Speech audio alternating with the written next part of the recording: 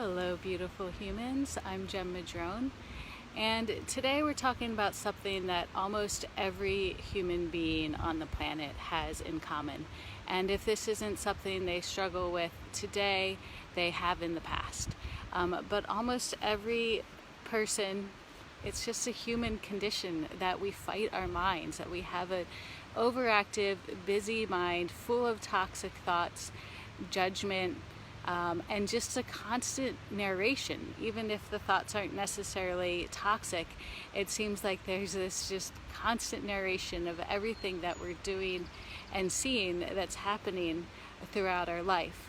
And this becomes so normal that most people don't even realize it's happening. And I find it fascinating, even for people who are quite aware of their minds. I might start talking to a client and they're telling me, all of the personal issues that they're dealing with and the things that they're feeling. And then towards the end, towards the bottom, they'll realize and they'll say something about their thoughts and their minds and how difficult it is to change them.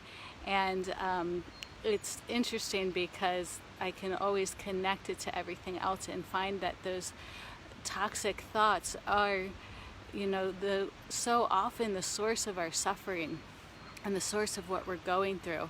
But we rarely start there. We rarely say, oh, it's my thoughts that need to change, because we're just so used to it, because it's just accepted that our mind is going to be busy, it's going to be overactive, it's going to be talking, it's going to be judging us, it's going to be saying so much bullshit 24/7 that we just have accepted it. And I love what I read in a book before.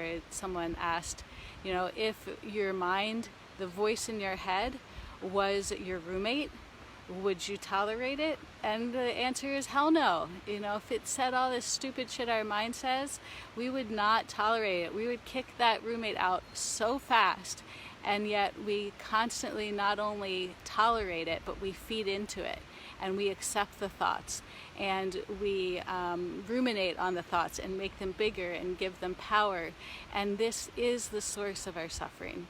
This mental activity is really the number one source of our suffering.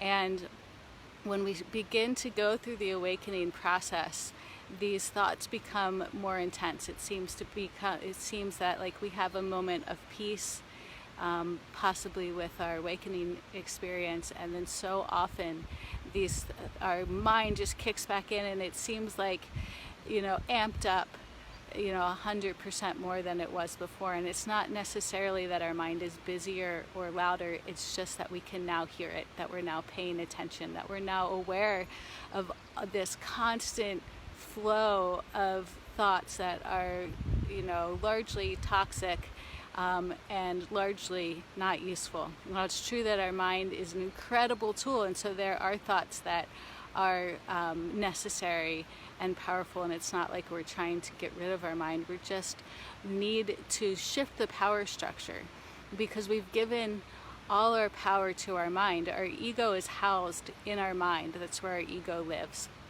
And the thoughts feed the ego, and the ego feed the thoughts, really. And so as we awaken, our job is to shift that power structure from the overactive mind, the favorite tool of the ego, the toxic thinking and the destructive thoughts, and shifting it into the heart, shifting it into the authentic self, because that's what we're doing. We're really doing the work of allowing the ego to be absorbed by our authentic self, and moving that power structure from the incessant thinking and destructive and toxic thoughts into the heart.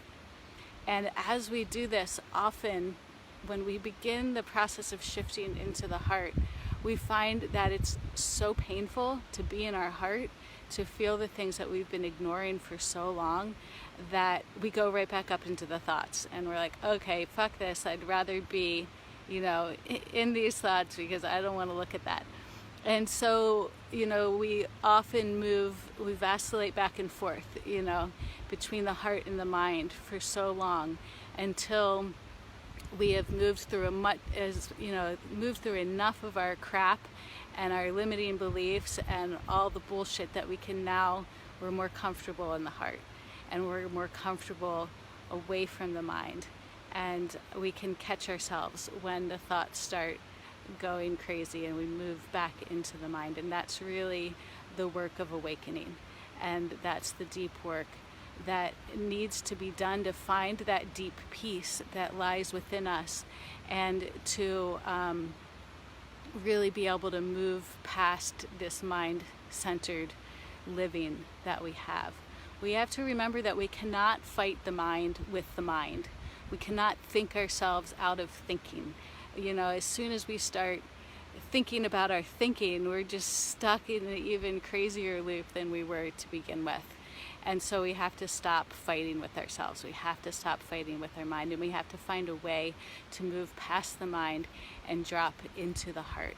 And then once we get into the heart, do the work of healing the heart and healing all of the things that are stored there that need to be healed.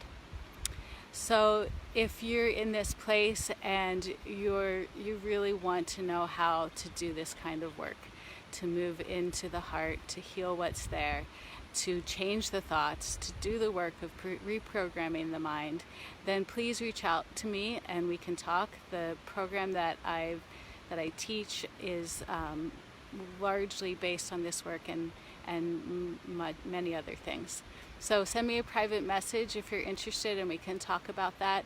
And until then, stop fighting your mind, and just take a step back and become really observant of the thoughts, and love the shit out of yourself through the process.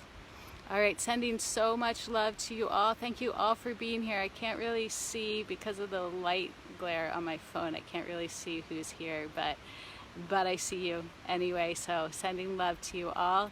Have a beautiful day, and I'll see you in the Facebook group. Thanks for watching. Bye.